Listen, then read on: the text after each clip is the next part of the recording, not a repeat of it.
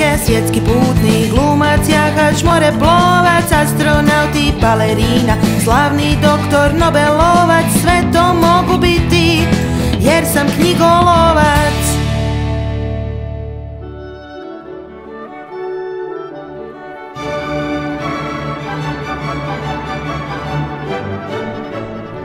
Kažu da je glazba univerzalni jezik čovječanstva, a kako bi ga što uspješnije propričali, predstavljamo vam najpoznatija dijela klasične glazbe.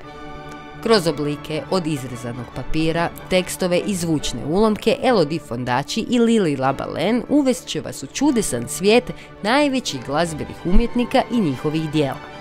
U ovoj knjizi doznaćete kome je od glazbenih velikana nadimak bio riđokosi svećenik, tko je naučio skladati prije nego čitati, kome je otac zabranio da se uopće bavi glazbom, tko je morao svirati u zadimljenim krčmama kako bi pomogao prehraniti obitelj, te koga se nije dalo uhvatiti ni za glavu ni za rep.